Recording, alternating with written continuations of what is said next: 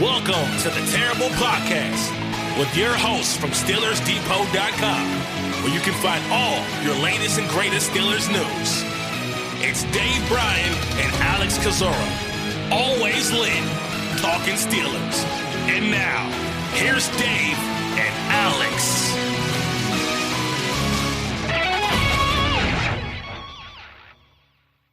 Welcome to the Terrible Podcast, Season 13, Episode 31. He's Dave Bryan. I'm Alex Kozora, SteelersDepot.com. Thanks for being back with us, Steelers Nation, for this Friday show. Dave, are we both still alive after watching, call it a game, I guess, last night? Really more of a torture than actual football.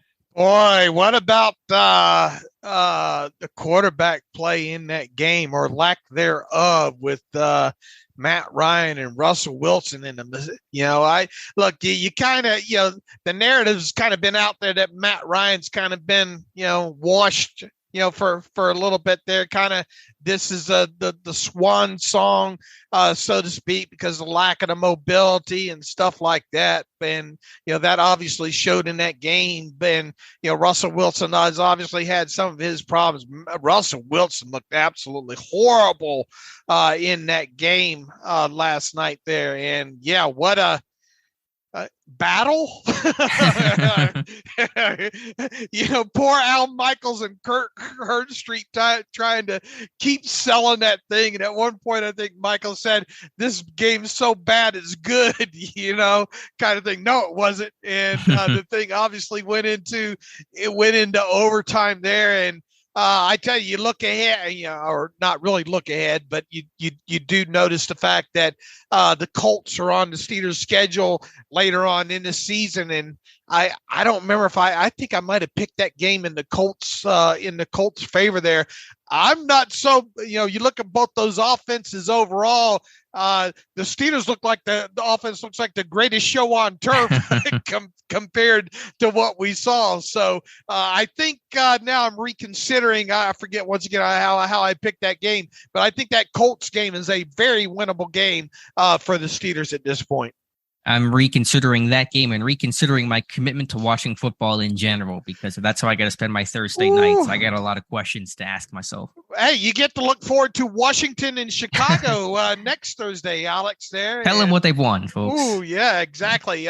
Amazon, they ought to call it Amazon punt, because I don't know what's the opposite of prime. Because it certainly hasn't been prime these last couple of Thursdays for sure.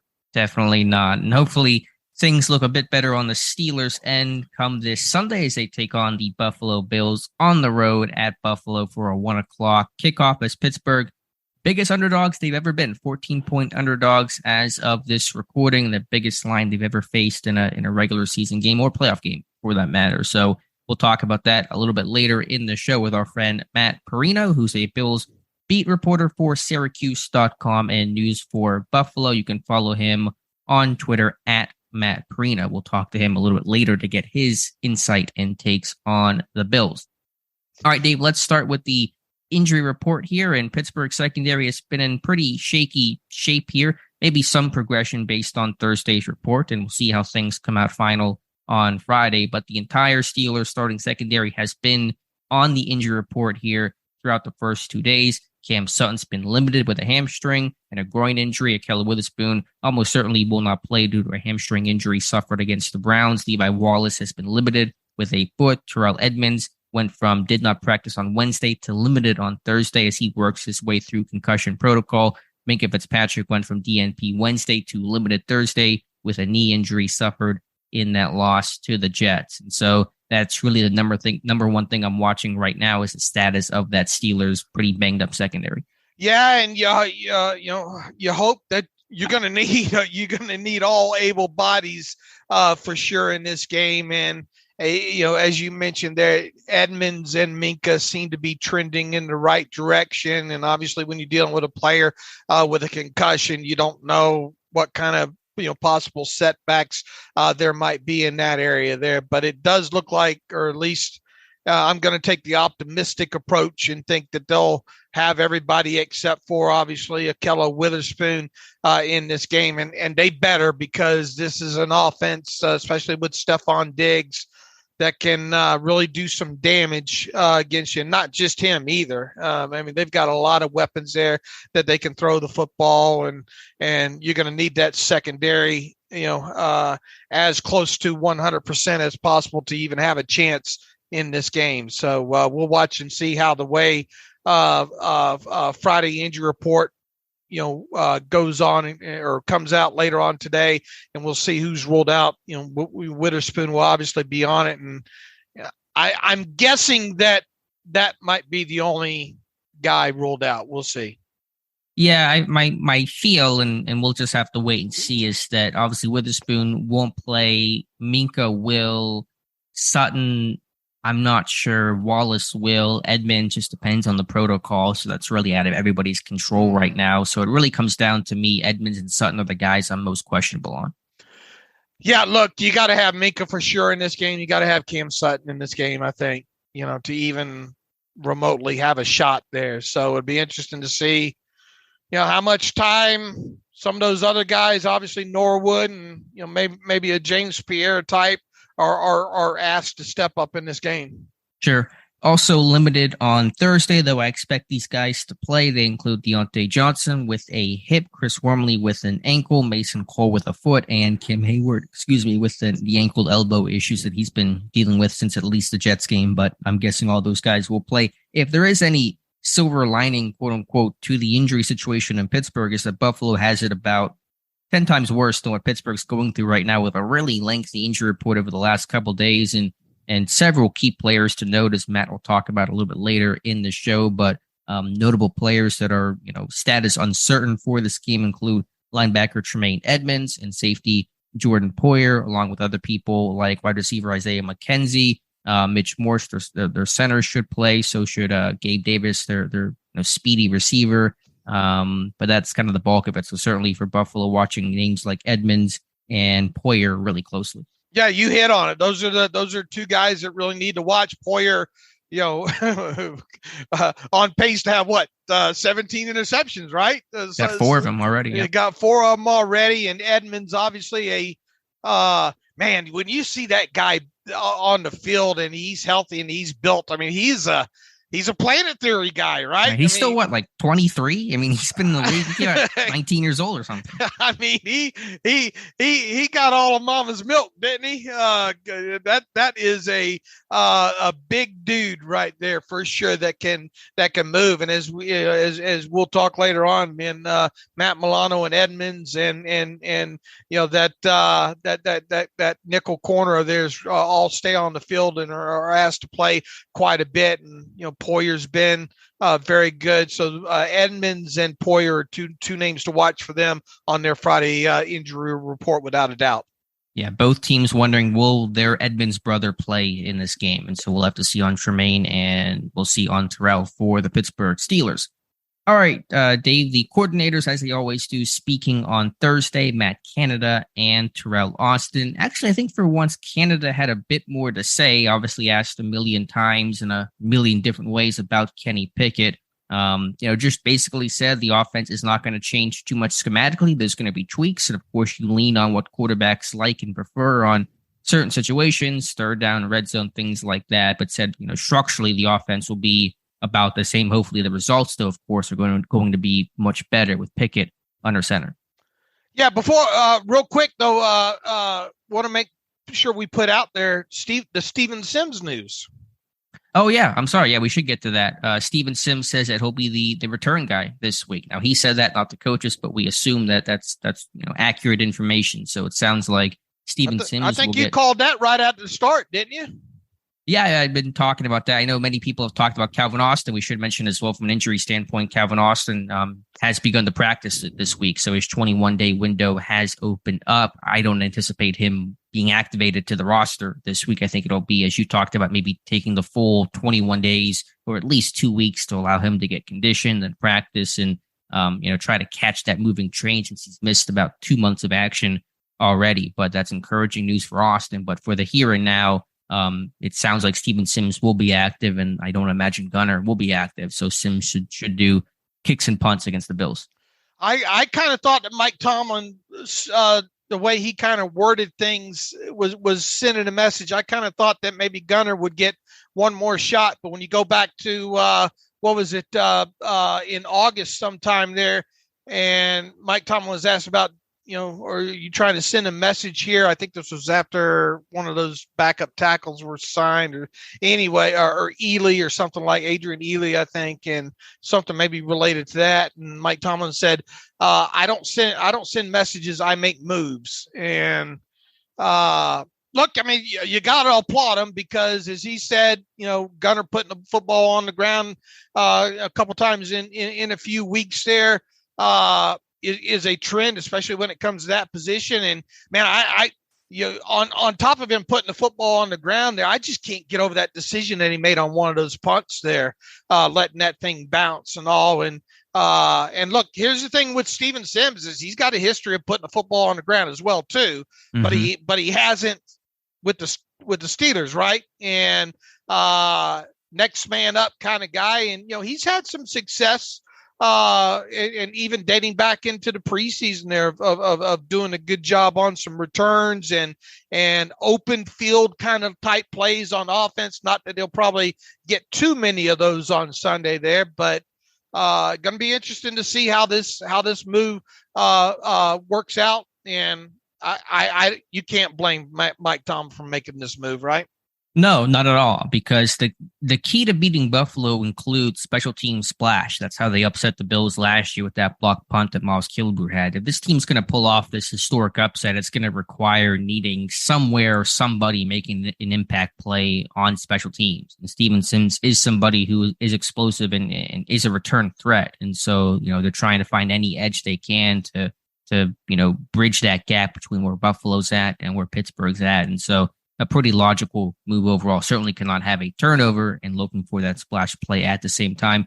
Should note here, just word coming out, Sean McDermott ruling out safety Jordan Poyer and tight end Dawson Knox in this game. He has not practiced with, I think, a foot injury this week. And so the Bills hurting pretty good coming into this game. Yeah, the Steelers need all the help they can get, right? And them not having Poyer and boy, I hate to see Knox out. Got him on a fantasy team or two there, but Knox is slowly developed into a very admirable tight end there. So that's most definitely big news when it comes to the Bills there. But going to be interesting to see, as you noted, how that change goes with Steven Sims in for Gunnar Olszewski. So no Jordan Poyer or Micah Hyde, that terrific safety tandem, no more for this week against the Pittsburgh Steelers. Hyde is out for the season with, I think it's a neck or a back injury. All right, Dave, let's flip over to the Steelers coordinators. As I mentioned earlier, Matt Canada on Kenny Pickett talking about the offense structurally will generally be the same, but just looking for more production, of course, with Pickett as his team's new starting quarterback. Yeah, and Matt Canada mentioned, look, things, certain route concepts and certain plays might get changed up to Kenny Pickett's liking, and obviously the two of them, Canada and Pickett, will meet and go over menus of plays that Kenny likes in certain situations, versus as opposed to some things that obviously Mitch Trubisky maybe like to do there. But I would. Here's some things that I would like to see maybe added a little bit more to the menu here. Some more play action. I don't think this team's used nearly enough play action so far. I think they're obviously going to have to try to run the football a little bit more in this game. They got to win the turnover. Not only turnover battle, but time of possession. This whole 28, 25 to 28 to 29 minute time of possession just probably isn't going to cut it in this game here. And, the other thing there that, one of the kind of the semi narratives that I think that's been out there is that the Steelers aren't pushing the football down the field enough. And I called for it. You called for it. Everybody called for it at the start of the season, is we need to see this team push the football down the field more. Well, they have. And in fact, the Steelers enter week 5 leading the league in pass attempts of 20-plus yards down the field. Now, that's all fine and good if you're completing some, a hefty percentage of them, which they obviously have not. So it might be, Mike Tomlin says, don't want to say, rather say woe than sick 'em. I don't know. This might be a time, and obviously, with not having Jordan Poyer on the other side, might change things up a little bit there. And I think here's my thought. Yeah, I think they got to be a little bit more judicious of when to throw these shots down the field, if you will, there, because obviously they have taken a large chunk of attempts 20-plus yards down the field, and it's not paying off. Maybe back that number up a little bit, and not make so many 20-plus yards attempts down the field in this game overall there. But I do expect to see some RPOs, obviously, and some of the things that this team's been trying to do. Will it look a lot different overall as far as the plays and the play calling goes? Once again, probably some change up on maybe some route combinations on this thing. But I mean, at week 5 of the season at this point and going into a hostile environment, how much do you really want to change? Right. Probably not a ton. The personality is going to be generally the same. You're right. There is a fine line to walk between... I'd like to have a personality for them to change. Okay. Fair point. But in the sense of they're not going to be incorporating brand new plays. They may lean on different things of what Pickett prefers in certain possession downs, red zone type stuff, but you're not going to see this drastic, change in terms of the way this offense is run is what I was trying to get at. I think you're right. There's a fine line to walk between, kind of that whole just chuck and pray approach. But whenever you see that Bills secondary is battered as it is, no Trey White, both starting safeties out of the game, even another guy, Benford, he's hurt. I don't think he's playing in this game either. I think he was inactive last week too. Okay, right. The coverage and the way the defense plays you often dictates the way that you're going to attack deep. I mean, if Claypool's 1-on-1 against a safety, again, you got to make that throw. If you're getting cover 1 and it's Pickens 1-on-1 down the sideline, you got to make that throw. So I think that's kind of what's dictated some of the deeper passing game. And if that's still available this weekend, you got to take that chance because it's going to be hard to beat the Bills when your longest play from scrimmage is 25 yards. You're going to have to probably get that big chunk 40-plus yard play this team has been searching for all season to pull off an upset of this caliber. And, my terrible take yesterday was, centered around, one primary thing, and that's something I've talked about the last couple of weeks here is yards after the catch. This team just, can't. They're second to last, I think, in total yards after the catch, and they're second to last in average yards after the catch as well too. Closer to the 3 number there, and 3 point, I think is 1.8 or something like that there. They're going to have to find a way to produce explosive plays, whether it be throw short, run long, throw long, catch long. Here's the thing. If they throw long, catch long, they need to run long after they catch long. We'll do that first part first. Catch long, and worry about the run long after. I mean, if you're the Bills, do you invite Kenny taking shots? No, you probably play this structurally. And again, the Bills have blitzed less than any other team this year. They're a pure rush 4, drop 7 kind of team. And so I'm sure they're going to this game saying, as long as we don't get beat deep, then we will win this game. Is probably their mindset and approach. All right. Well, then the other aspect of kind of the back end of that terrible take that I talked about there, and Matt Canada was asked about this on Thursday. There, he really didn't give much of an answer. When does he ever? But we don't see this team throw a lot to the running back so far, right? I think 13 catches between Najee and Jaylen Warren. And Warren, I think, has like 3 of those right now. And we're talking about a guy in Najee that had over 70 catches last year. So I think, they need to try to use these, Najee specifically out of the backfield more. Now, they have been having him, and Canada kind of alluded to it, that, been more of a protection usage in certain areas. But I think, and this team's never been a great designed scheme thing. We've seen some ineligible men downfield and all like that, but I think you really still have to try to do that. You have to try to make an even more concerted effort this week to get the football in the hands of your playmakers out in space so they can run with the football out, after the catch there. There's no way the Steelers will challenge the Bills if they don't have over 100 yards of yak in this game. And we saw the other night there with the 49ers, man. Deebo Samuel, one play alone had something like 51 yards after the catch for a touchdown. That's the kind of stuff that the Steelers are gonna have to need out of this offense this week to even have a chance there. Because once again, this team does not have an explosive run of 20 yards or more, and they don't have any plays of 40 yards or more. And that's absolutely got to change on Sunday against the Buffalo Bills if they're going to have a chance at winning this game.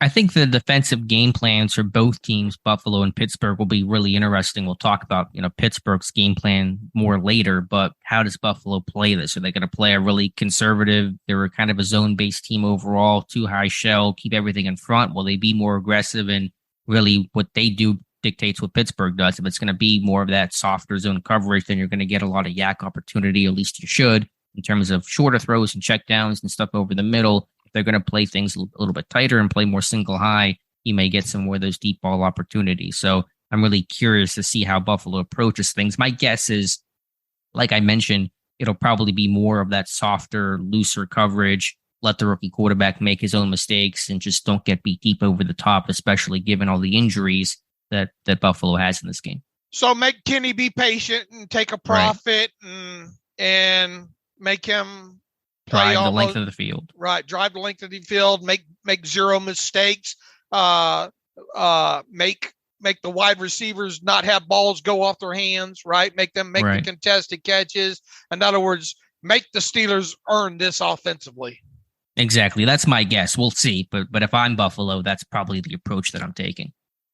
What did you think about Matt Canada's comments on the run game overall? I mean, he said, we've seen progress. He says, quote, we're getting better, but there's still things we have to get better at, and says there's progress there, but, quote, it's not fast enough. And so this run game, week by week, statistically has gotten better, but is it where it needs to be to try to pull off an upset of this magnitude? Probably not, but hopefully the run game will continue to trend in the direction it has been trending since week 2. I mean, it's not a Walmart saltine. It's not a great value saltine. It's probably. But is it a Ritz? It's not a Ritz yet. Okay. No. I mean, Najee's going to have 135 to 150 at least all-purpose yards, I think, in this game, or at least the running back position in general is going to have totals probably near the 150. They have got, the old adage of what was the best way to beat Brady for several years is you beat Brady by don't letting him on the field, right? Mm-hmm. Right. It kind of feels the way, man. Josh Allen's so good now. I mean, you just marvel at some of the things on the tape that he does, and it's stuff that you don't even have to have the all 22 really to be able to see. You can see that same kind of stuff on the TV tape. His ability to change the arm angles and throw flat-footed and use all arm strength. And man, if the C's in the middle of the field split, he has no hesitation of taking off with the football. He can play out of structure. He can play in structure. And he is kind of that quintessential today's top tier quarterback, right along up there with the Patrick Mahomes, right? And I mean, he can do it all. And as I kind of referenced one time, they were talking with Matt Parrino later on in his show. I mean, he's like a Roethlisberger that can run, right? Yeah, I mean, he has everything you look for. If you could build a quarterback in a lab, you would just build Josh Allen. I mean, the size, the strength, the mentality as a runner, the ability as a runner. His accuracy has improved by leaps and bounds. That's really the thing that turned his career around was that he was a really inaccurate quarterback at Wyoming his first year or two. They worked on a lot of mechanical things, and generally the old adage is you can't improve accuracy. It's hard to do, and that's true for most quarterbacks, but they really kind of rebuilt his overall mechanics, and he's become a much more accurate passer, completing over 2/3 of his passes this year. And so for all as we talk about the physical tools, and we should, because this dude's just a planet theory kind of guy, what he's done mechanically, the dedication to his craft should not be overlooked, because that's really what has made Josh Allen. Right, and back, I took you down the hole there, but back to the running game overall, they've got to figure out a way, some gap runs or because I think Buffalo's kind of been more susceptible to that kind of run game overall there, and maybe they won't have Edmonds or at least Edmonds, not 100% on their side of the football there. I think you absolutely got to make a concerted effort to try to run with this. I think Kenny and his mobility will have to come into action or into play at some point if the Steelers are going to, they're going to need, I think, Kenny to make a play or two with his legs to have a chance to maybe convert a couple of times in this game as well too there. So definitely, I think going to have the running game. This will have to be the Steelers' best running game, I think, of the season if they're going to compete and pull off what many people are calling an improbable upset here. And got to convert on possession downs the way this offense did with Pickett in the second half of that Jets game. To flip over to defensive coordinator Terrell Austin, didn't really say a whole lot that caught my attention. Did kind of disagree with the idea that the lack of dime package and the lack of, or the multiple injuries his team had in the second half of that Jets game really didn't try to, make that as an excuse for the loss, which I understand. And it's not an excuse, but certainly I think those injuries and the inability to play dime was certainly a factor in that game. Yeah, and you laid that out brilliantly as well too, with how they were kind of stuck with the personnel grouping, and we talked late. Look, Zach Wilson wasn't awesome in that game overall, but especially in the first 3 quarters of that game. But once the pieces on the other side change with the Steelers injuries and all, I mean, he played his best football. Zach Wilson did in those final 2 possessions, 4th quarter overall, and that ended up being the overall difference in that game without a doubt. Yeah, I mean, just putting all that aside, the question is, what will the Steelers have this weekend? Will they have the same issues in terms of being inflexible from a coverage standpoint? We'll have to see what the injury report on Friday says. But Witherspoon's out, and if they're missing anyone else, that's going to put this team in a bit of a bind.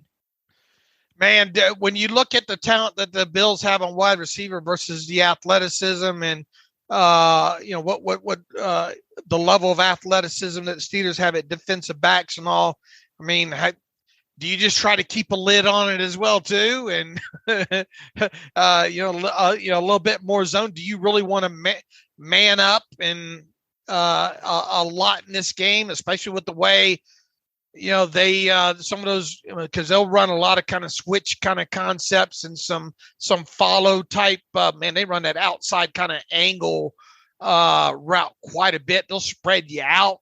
The Bills will. They play. I mean, they're not afraid to throw out, go empty set in this thing as well too, and really spread you out. And they're not afraid to try to run out of those kind of spread formation. Almost like we dare you to kind of defend us, especially against by using man.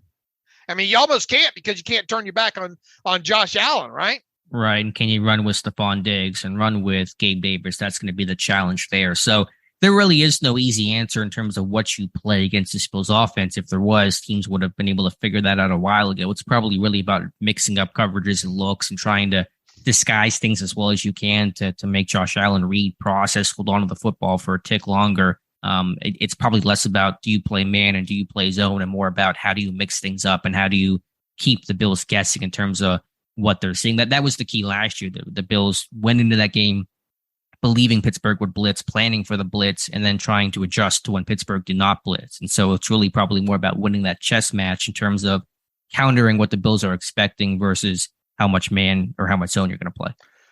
Did you feel in watching just the Ravens game alone that the Bills really shot themselves in the foot a lot with some balls off of hands and there was probably 3 more passes in that game that probably could have been picked, right? Yeah, the Bills really almost beat themselves. They completed the comeback. They knocked off the Ravens. But when the Bills don't beat themselves, they're really hard to beat really overall. Good. I mean, so that's the bottom line there. So absolutely. Going to need a lead pipe defense this week. All right, you're going all mafia here on me. The Terrell Austin joke. Mike Tomlin said you need 12 guys. Terrell Austin said 13, 14. So maybe 2 kids in a trench coat is the approach this week. The little on rascals. The snap of the football, they run out. Yeah, that's the idea. Did you grow up watching any Little Rascals? No, I know what it is, but I think that's either before or after my time. I mean, it was obviously way before your time, but okay. even I mean, that was kind of when cable rolled out in the early years. No, I mean, you're obviously talking about stuff that goes back, 40s, 30s and 40s there and all. But that was kind of the. I mean, you never missed the Little Rascals, and obviously it was in syndication. Even at the time, I was kind of growing up there. But anytime I hear the old 2 kids in a trench coat, I think of Little Rascals and all like that. Anything else from Austin or Canada that you wanted to touch on? Anything else that they said? No, I think we hit most of it, and everybody knows that the Steelers are going to have their hands full on both sides of the football this week.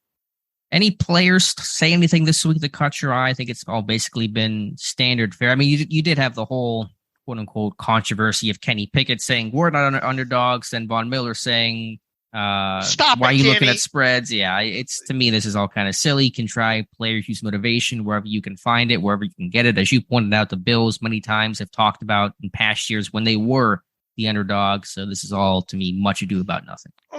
And it's not a surprise. I thought Kenny handled himself. You wouldn't have known if you watched that, if you'd been out of town or been in coming out of a deep sleep or whatnot, and you watched that Kenny Pickett press conference the other day, first one of him as quote unquote a starter, you would not have known that was his first press conference as a starter outside of the type of questions that he got, related to him being a first start. I think once again, this is yet another example of a poised guy that the moment's not too big for him. Now look, and Mike Tomlin even talked about this earlier in the week, right? I mean, you're going up.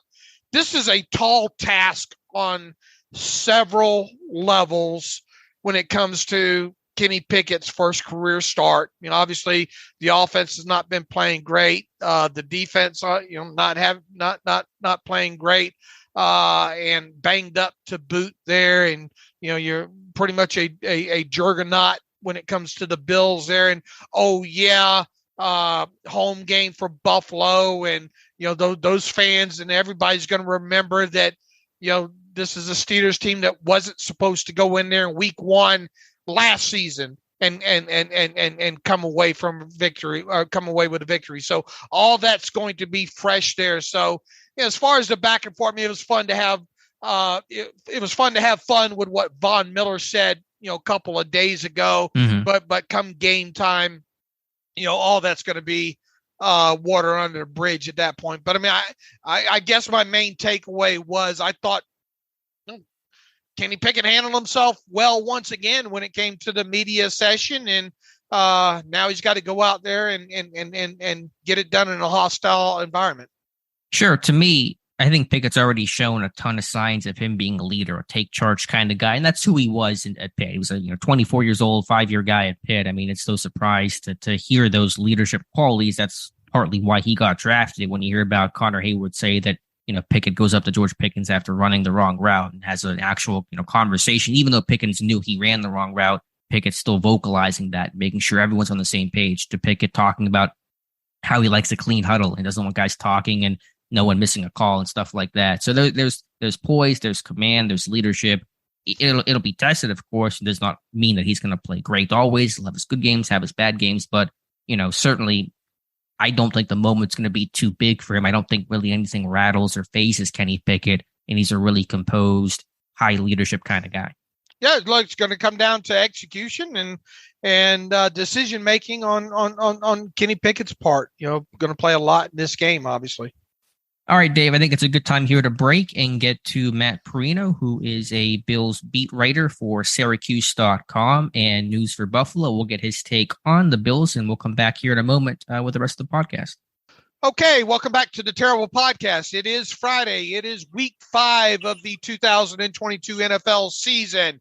The Pittsburgh Steelers will be on the road on Sunday against the Buffalo Bills in a game that the Steelers are still 14-point underdogs in. And with the Bills being the opponent this week, we are pleased to have back on the show once again. Kind of seems like it's become an annual thing, and he does such a fine job. We have no complaints about that. Matt Parrino. Matt covers the Bills for Syracuse.com, also does some work for News for Buffalo. He also has a podcast that we'll have him tell you a little bit about later on in the interview there. And you can always follow Matt's work on Twitter at Matt Parrino. That's Parrino. And once again, you can read his work at Syracuse.com. Matt, welcome back to the Terrible Podcast with Dave and Alex. It's good to be back. And it's funny, you said about this being an annual thing. It feels kind of right. I mean, it's 3 hours away, Pittsburgh and Buffalo. It feels like they should almost be in the same division or something. It's a fun rivalry, a couple of blue-collar towns, and I look forward to this game when it's on the schedule. Yeah, and look, I mean, obviously different parameters this time around. No Ben Roethlisberger, obviously, this time retired. The Steelers will have a rookie quarterback in Kenny Pickett making his first career start Sunday in Buffalo. A tall task there with the Bills Mafia for sure. But to get started here, Matt, kind of an overview of the Bills, with 4 games into the season. Obviously they had that loss a couple of weeks ago to the Dolphins. They had, I don't know, I maybe one of their sloppier games overall of the season against the Baltimore Ravens last weekend, but they still managed to pull it out. That said, so just kind of a quick 30,000-foot view of the Bills so far. Yeah, they still have one of the best players in the NFL, and Josh Allen. He's been that through the first 4 weeks, and that gets them out of a lot of problems. I mean, they haven't been able to run the ball consistently again this year. That was a talking point that kind of was consistent throughout last season. Devin Singletary actually got going late in the year last year, and he, finished the season, I think, over the last 6 or 8 games was among the top 5 running backs in the leagues in terms of touchdowns. And he's added a dimension in the passing game too, which I think has been a nice little wrinkle to Ken Dorsey's offense. They've been working some of their screenplays, and it's something that hasn't happened a lot for them the last couple of years. They've had some success. They have Stephon Diggs, who is leading the league in touchdown catches. Offensively, they have weapons, but they're banged up on both sides of the ball. And that's really, to me, the storyline that's kind of permeated over the course of the first month. Gabe Davis was supposed to have this big, breakout year in year 2. And he's been hobbled by this high ankle sprain that's, really plagued him since week 1. And then you turn things over to the defensive side of the ball. And it's really unbelievable, the performance they had last week, considering who they're without. I mean, in the middle, Ed Oliver and Jordan Phillips, arguably their 2 best defensive tackles, they missed the game.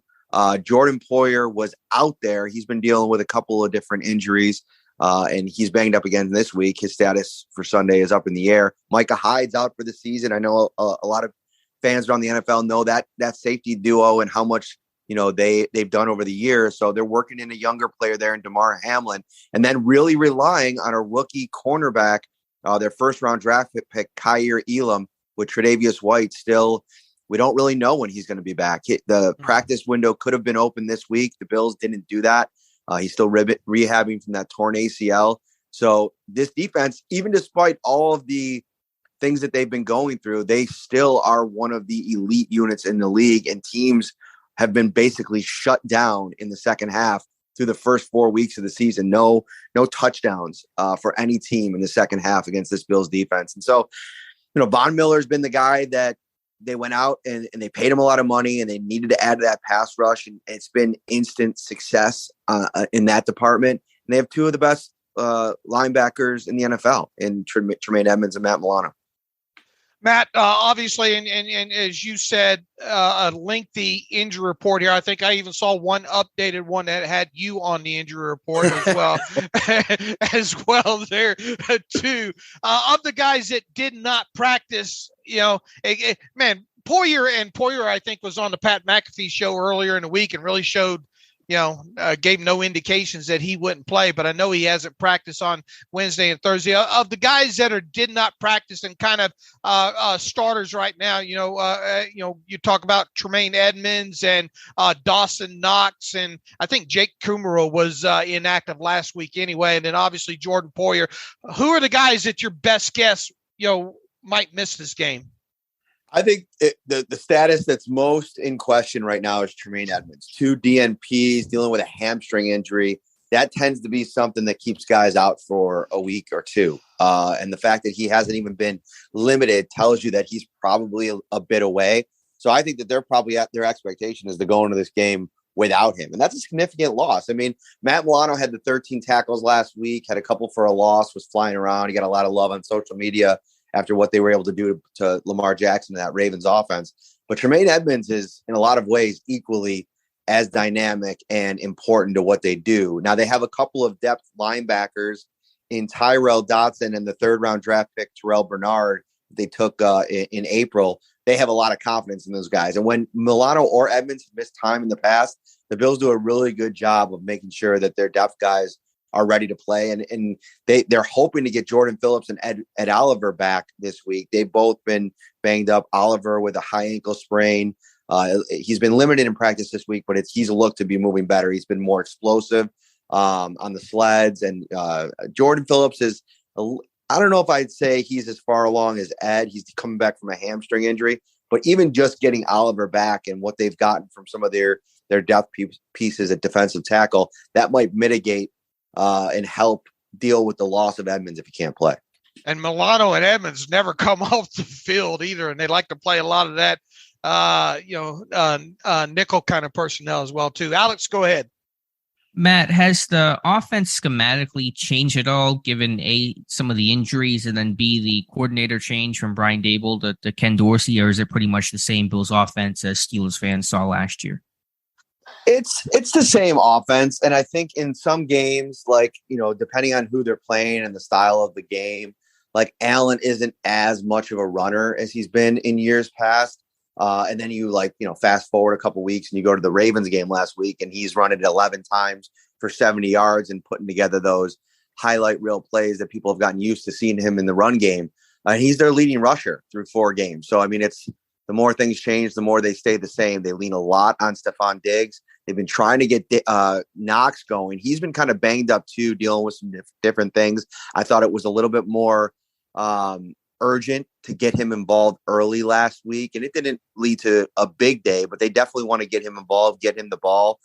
They have a lot of speedy receivers. One other thing that keep an eye on, Isaiah Mckenzie, who is their starting slot receiver, and he's kind of been splitting time with Jamison Crowder, who they brought over as a free agent. He played for the Jets last couple of years. He broke his ankle last week, Crowder. So he's out for the foreseeable future. McKenzie's in the concussion protocol. He practiced on a limited basis yesterday. But if McKenzie can't go, that really puts rookie 5th-round pick Khalil Shakir in a, all eyes will be on him and what he can do. He made a couple big plays against the Ravens in the 4th quarter last week. He had a great summer, a great training camp. He's dynamic, but again, he's a rookie, and that will be something to watch against a really good, experienced Steelers defense, although they seem to be a little bit banged up as well. Yeah, a lot of secondary injuries that we're watching on Pittsburgh's. And we like to give some love to the offensive line. I want to do so for Buffalo. Who are the key guys up front? Mitch Morse, Theon Dawkins. Who are some of the top guys on that front?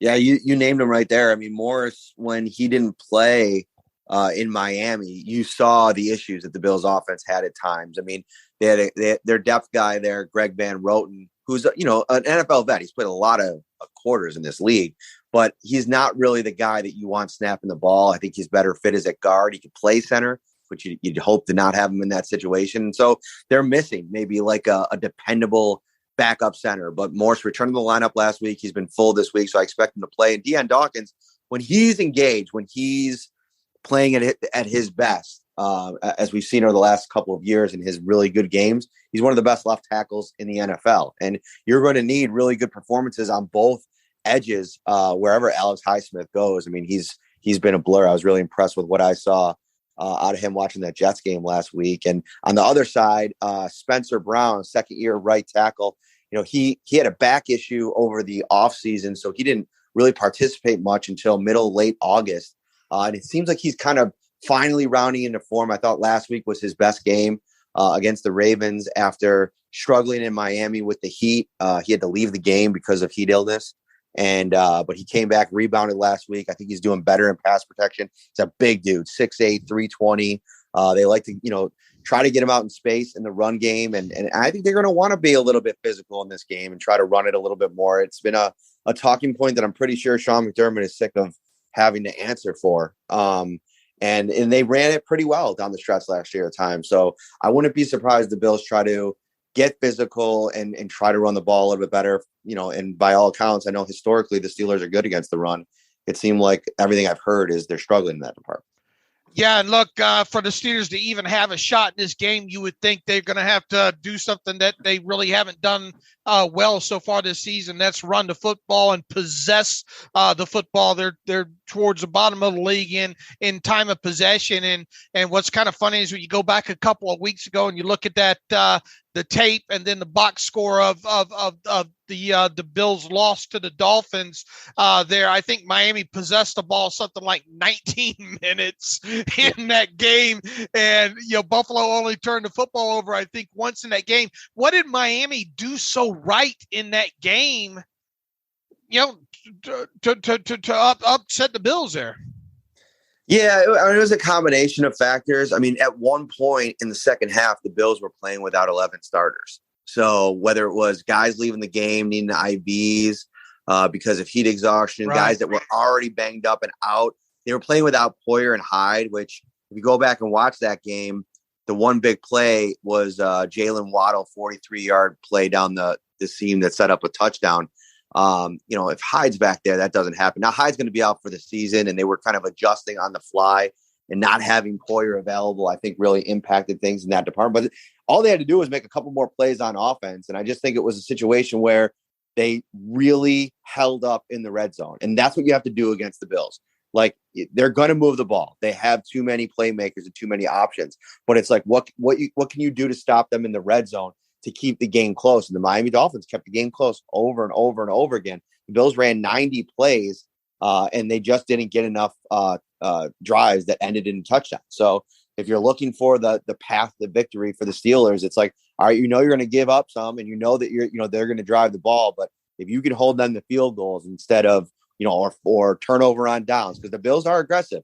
I know a lot of people think that, Sean McDermott has this kind of, reputation for being a conservative coach from back when he first started in 17 and 18. They've really flipped the script there. They are an aggressive team. If they're on, their opponent's side of the field and it's a fourth and manageable, they're usually going to let Josh Allen go for it if he wants it. So you got to get them off the field. You got to hold them to field goals. And that's their best chance at it. And listen, the biggest problem the Steelers are going to face in this game, I mean, there's no way around it. Rookie quarterbacks do not do well against Sean McDermott and Leslie Frazier. It's, Mac Jones, everybody was making so much about that game last year when he came into Buffalo and only had to throw it 3 times and they got out with the win in the win game.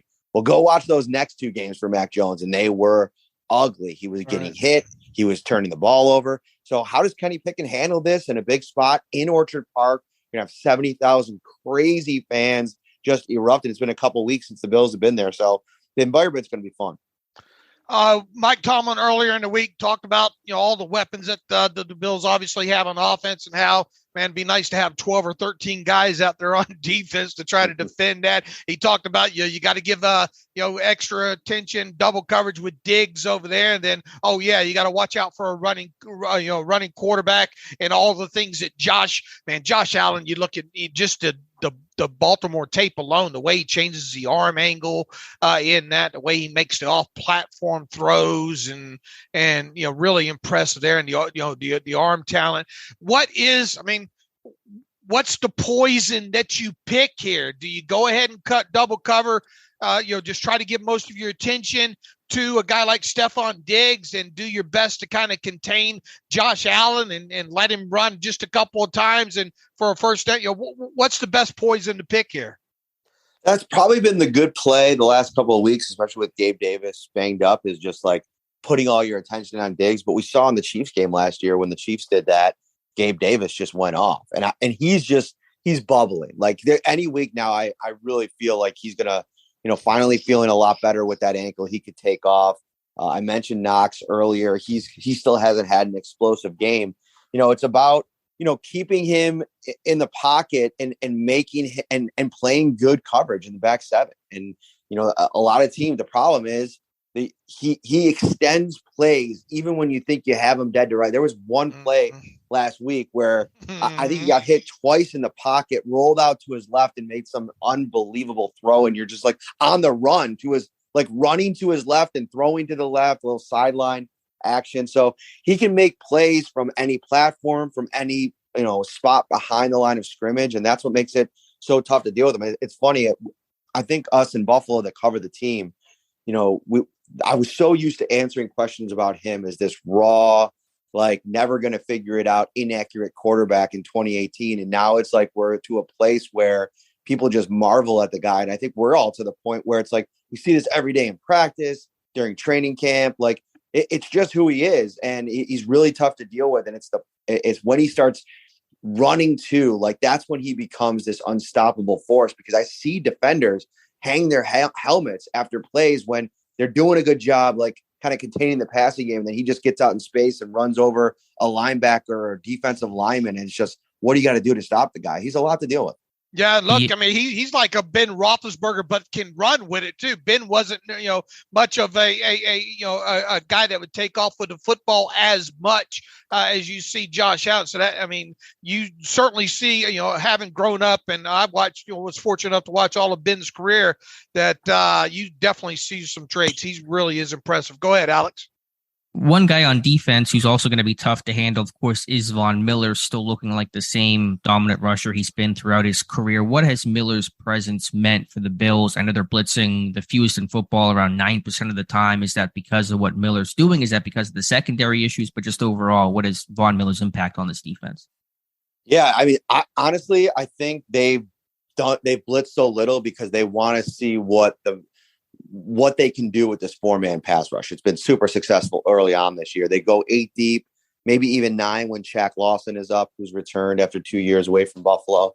And that's the thing. Like Von Miller got all the headlines, but the work that they did on this defensive line, adding Jordan Phillips back, who had 9.5 sacks a couple years ago with them, Daquan Jones, who's been this, everybody thought they signed him to be this one technique. He's been as disruptive as anybody on that defensive line. He'll take on a double team or he'll penetrate. He'll beat his block, and he's a problem. The pressure numbers aren't insane, but his win rate is really, really impressive. And the thing with Von Miller is like, you're going to get 40 awesome pass rush snaps from him a game, right? And that just takes the focus off of everybody else, because defensive coordinators are trying to game plan to mitigate his impact on the game. And that's unlocked Greg Rousseau, their first round pick from last year in Miami. The guy, what they're really trying to do, Eric Washington does a good job with this, is they really spend all of their time figuring out how to be effective as a 4-man, unit, rushing as a whole. And that just plays into Rousseau's strength. Most of his sacks are kind of cleanup sacks. On stunts and, when the pocket gets, just turns into a mess. And they have a lot of tough physical guys, especially on the middle, that open up the doors for guys like Von Miller and Greg Rousseau, who leads the Bills in sacks, like I mentioned. Miller, he's been there. He's done it. He's won Super Bowls. He knows what it takes to be an all-pro level player in this league. And all these guys are feeding off him. He's got all of them believing it. They have this like saying on that side of the ball that Bond started. It's like, don't blink. And they kind of all like, they say it on the sideline over and over and over again. You see it in the videos they put out these mic'd up sessions. And I think when you add a guy like that to the mix, a guy that he commands so much respect in the room, that's been just as important as what he's brought as a pass rusher, which, like you mentioned, has still been the same guy that we've watched for the last 10, 12 years. Mike Tomlin's going to ask for royalties on that "don't blink" comment, because that's been Tomlin saying for quite some time. Is Miller playing on a side more often than the other? I know traditionally he's kind of been more of a left side guy. It feels like in Buffalo he's playing a little bit of both. Yeah, he's playing both. I think that's, I should go back and watch all of his sacks. I think all of his sacks have come from the left side, maybe one from the right. But yeah, that's definitely his more dominant, comfortable side. The thing is, that's where Greg Rousseau plays the most. And so I think Vaughn would be strictly at left if Rousseau, they could put more on the right side, because then they got Boogie Basham out of Wake Forest last year, AJ Epinesa a couple of years ago out of Iowa. They really like both of those guys. They've taken a step this year that they trust them a lot. The sack numbers aren't blowing you away, but they're part of that rotation that comes in and does a really good job. On Rousseau's sack last week, I thought, Daquan Jones, of course, took on two blockers, pushed them both back. And then on the right edge, AJ Epinesa was flying in with a bull rush and hit the left tackle almost right into Lamar, that let kind of Rousseau come around on the stunt and just come up the middle and finish the sack. I mean, they have a lot of guys that are kind of doing their job on that defensive line, and they keep them fresh. They keep rotating them throughout the game. So it's a really good unit. And like I mentioned at the top there, is on this topic, they're rushing for so much, because when you play Patrick Mahomes, you cannot blitz. And so what I think that they're doing is, we got to make sure going into this game, if you're Leslie Frazier and Sean McDermott, that we can get pressure and we can affect Patrick Mahomes, so our back seven can kind of do what they do on a regular basis and not have what happened in the divisional round and the AFC title game a couple of years ago happen again. My last question for you, Matt, then I'll let Dave finish things out. Is Terron Johnson just a small linebacker in disguise? I love watching this guy play. Small school kid. I had a good Senior Bowl week when I was down there a couple of years back. What does he bring to this defense, and how does he allow this defense to be so versatile with its sub-package football? That's a great observation, and I don't even think it's in disguise anymore. I mean, if you come to practice, Milano and Edmonds have always kind of worked off to the side when guys are warming up, different position groups, and now Terron Johnson is just kind of thrown into the mix with those guys. So he's basically a linebacker in cornerback's clothing.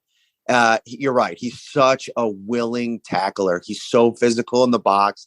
His coverage has evolved over the course of his career and improved year in, year out. He's so game, and his football IQ. I mean, if you go back and you watch him on tape, like you mentioned, you guys do watch a lot of tape, you'll see just like his understanding of plays and his reaction time, getting off of blocks. I mean, you're not going to see a lot of cornerbacks in this league be able to get off of a offensive lineman block to make a tackle in the run game the way that Tehran Johnson does. And they paid him last year because of how important he is to their defense. It really puts you in a bind as an offense, knowing that they're going to leave their slot cornerback out there the entire game. And it's basically like he can do both. He can wear both hats and do either thing. And they love that versatility. Every week when the Bills play like a tough run team, like, obviously the Steelers kind of want to be that with Najee Harris. You have a lot of fans start talking about, all right, are they going to go more 4-3 this week? Maybe you'll see Terrell Bernard or Tyrell Dodson. It's like, no, because none of those guys are above Johnson in the linebacking depth chart. I mean, that's how much they respect what he can do in that facet of the game. And he's always on the field. And that's one of the things that Mike Tomlin talked about earlier this week, that how they're always in that kind of sub package, and he is that virtual chess piece, and no wonder they pay. I think Alex kind of referred to him as kind of a Mike Hilton type player when the Steelers had Mike Hilton there a couple years ago. Except I think he's a little bit bigger and obviously a good tackler. So definitely a nice player for the Bills to have in the defense there. Matt, expectations are obviously Super Bowl or bust, right? Mm-hmm. Oh, yeah, without a doubt. I mean, I was saying that really going into the playoffs last year with the opportunity that they had, and obviously Cincinnati ended up being the team that went to the Super Bowl. It's no doubt if you add Von Miller and you have Josh Allen as the clear-cut MVP favorite from start to, I don't want to say finish, we're only 4 weeks into the season, but he remains as that favorite to win the MVP award. When you have those two things, an elite defense and an elite quarterback, you got to be in the mix. And it's been building to this. This is year 6 of the Brandon Beane, Sean McDermott regime. The team has been built. There's uncertainty around a couple players. I mean, Jordan Poyer has been the heartbeat in a lot of ways of this team, with what he's meant to McDermott's defense, to what he's meant in the locker room and the standard that he set, and all of the little pieces that have kind of come up through the ranks, the Tremaine Edmonds of the world, the Tre'Davious Whites of the world. They all took their cues from Poyer, and he's going to be a free agent after next year. He's an all-pro safety. He leads the NFL in interceptions after 4 weeks. He's only played in 3 games. And so you don't know how long you can keep the band together. You're paying Vaughn a lot of money. Josh Allen's mega deal kicks in next year. And, Ed Oliver needs a contract. Tremaine Edmonds needs a contract. And the list goes on and on. So the windows don't stay wide open in this league for very long. And even when there is a 5-year window, we've seen the challenges that a team that's kind of been almost like a mini dynasty like the Chiefs, how difficult it is to win Super Bowls. And so, yeah, they got to take advantage of it. The problem is this year, the AFC is as deep as it's ever been, with elite quarterbacks everywhere that you look. So I think it's going to be a gauntlet, and the Bills have to win each week. They got a 3-game stretch here coming up. Steelers at home. I know a lot of people, the national narrative is that the Steelers are down and it hasn't been good. But, like Mike Tomlin has always figured out a way to get these guys going. And I think it's just tough. It's just tough when you play Pittsburgh. And then you got the Chiefs, and then you got the Packers. And so the next 3 weeks are huge. The Bills sitting here at 3-1. I mean, is there a world that we can live in where they can be at the other end of that and be 3-4 and this season can come off the rails? Sure.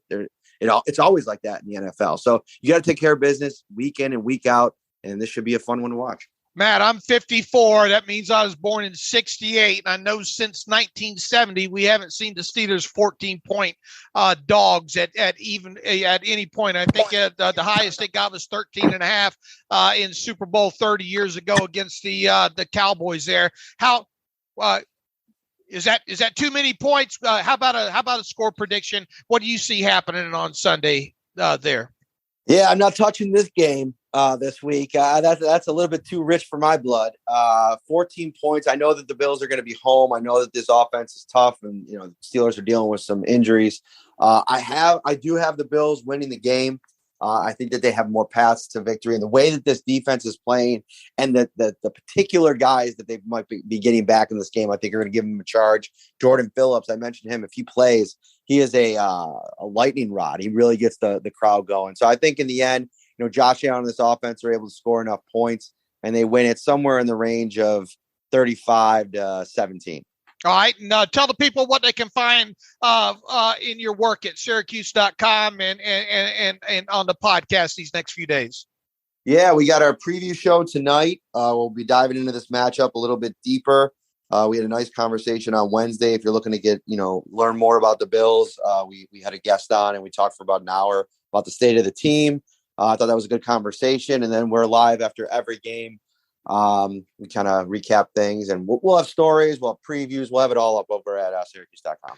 Well, Matt, appreciate having you on again on the show. You provide great insight. We're going to send a lot of people your way on the Twitter machine, and hopefully people will check out your work at Syracuse.com and also the podcast as well, too. Matt, thanks for coming back on the Terrible Podcast with Dave and Alex. Thank you, Matt.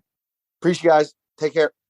And welcome back to the Terrible Podcast. Again, our special thanks to Matt Parrino. You can follow him, and you should follow him on Twitter at Matt Parrino, Bills beat writer for Syracuse.com and News for Buffalo. We want to thank again Matt, who's become a regular guest on the show for his time. Almost like someone like John from the Ravens, and some of the other guys that we've had on, Paul and Scott, and almost like him at this point. He's been on so much as of late here for sure. So we appreciate his time. We hope if you're listening to this and you enjoy it, go read Matt's work over there at Syracuse.com if you get a chance, or at the very least shout him out on Twitter and thank him for his time. All right, Dave, let's preview this Bills game, you and I, and starting with this Buffalo offense. Again, there is no easy blueprint of how you try to, minimize this group. As I talked about on, I think it was Wednesday, I'm going to be most interested in watching how much will Pittsburgh blitz or not blitz in this game. They have not been a super blitz-happy team the last 2 years. That kind of started with Buffalo in week 1 last year, where, as Mike Tomlin would say a couple weeks later, the Bills probably expected us to blitz, and so we chose not to. Now this time, it may be reasonable to think that they're not expecting Pittsburgh to blitz. And so does Pittsburgh blitz based off those expectations? I'm not quite sure. So I'm really curious to see how much pressure and how they dial it up Pittsburgh does to try to counter Josh Allen. I'm not sure. I think they're going to blitz more. I think Tomlin made a comment about trying to rush 4 is going to be tough to do on Josh Allen. So I'm expecting more pressure in terms of I'm expecting more blitzes at least, and hopefully that turns into more pressure, but I'll be watching for that very closely. Yeah, look, and no way you rushing 4 and not getting pressure is going to end up in a long day, because Josh Allen will, I think you give him enough time, we'll find an open guy, especially with those wide receivers, or he'll just tuck it and find some yardage there with it. So I think you got to find a way to use numbers and get pressure on him and try to keep them in manageable down and distances. So maybe you can get into a couple of 3rd and 8s or 3rd and 10s or 9s or something, and maybe get after him and force a check down or something like that, and get him off the field there. Because remember the couple of big plays, or at least one early one in that meeting last year in week 1 was TJ Watt chasing them down and stripping them from behind. Alex Highsmith has to be that guy this week. And look, Alex Highsmith had a good game against the Jets. I thought overall, left some sacks out there on the field that I know he's still probably kicking himself for on top of it. But, I think your 2 guys up front, once again, Alex Highsmith and Cam Hayward, really have to have impactful games in this game as part of the Steelers sending numbers. Now, obviously, you can't send numbers all the time there, and when you do, you better get home, because that guy will pick you apart and find find a hot or whatever, when it comes to that. So it's a tall challenge against this offense overall. It's tough enough when you send 4 guys and you can't get pressure. It's going to be even tougher if you send numbers and you can't get pressure. Definitely. Last year you could rush 4 and you had TJ Watt as part of that 4. And so I think trying to do that same approach without Watt is a fool's errand. So how do you creatively send it? When do you send it? You're not going to do it every single time in terms of sending numbers, but I think you'll have to, certainly more this game than what they did in week 1 last year. How do you handle Stephon Diggs? Probably a guy that's going to get bracketed a lot on possession downs, certainly one of their top targets in this game, but that does leave a guy like Gabe Davis with, legitimate 4-3 type speed, potentially one-on-one on the other side of the field. And so that'll be the concern. Gabe Davis is their big vertical threat, and one play is all Buffalo needs to house one. I think you look back at that Ravens game and hope a couple of those balls go up in the air again, or, a misfire or 2 off target by Josh Allen. Anytime you, and here's something else too, get your hands up. If you can't get home, get your hands up. Maybe you can tip one at the line of scrimmage that way there. But any ball that's not completed, on target, that finds its way up in the air, the Steelers better come down with it, on the defensive side, because, it goes without saying that they're going to have probably at least 2 takeaways in this game there. And the best shot of that, I think, is getting one of those, and I think the Ravens missed out on a couple opportunities to have, once again, a couple of takeaways in that game. You cannot let those balls hit the ground if Josh Allen gives you one that goes up in the air. Right. I'm with you. I think Pittsburgh has to be +2 in the turnover battle. So obviously they can't turn the ball over offensively, but they got to create splash defensively. And even +1 is probably not enough to overcome the gap between these 2 teams. So it's going to have to take some sort of crooked stat where you're probably +2 in the turnover battle in this game. So this defense. And +2 on the explode. They're going to probably need a +4 tox to win, and normally a +2 tox normally gets it done for you 80% of the time. They might need a +4 in this one. So I think you have to be aggressive on both sides of the football, because if you're just playing your scheme and you're just trying to do your job, I mean, I get that on a baseline level, but that's not going to be enough to beat the Bills. Just trying to hang in there and keep it close is not a sound strategy. You got to be aggressive. You got to make that splash play. Go big or go home. It's got to be the approach in this game, both offensively and defensively. Yeah, absolutely. And look, a couple of their running backs even last week against Buffalo didn't do a good job of seeing the ball in, right? And, didn't one of them get stripped on one of those? Didn't Singletary lose one or something, get stripped or whatnot? And their running game hasn't been all that, but and they might try to run the football some, talking about Buffalo in this game, but they haven't had a lot of overall success. But within that, though, they've got a back in Singletary that can house one from 75 on you in a heartbeat.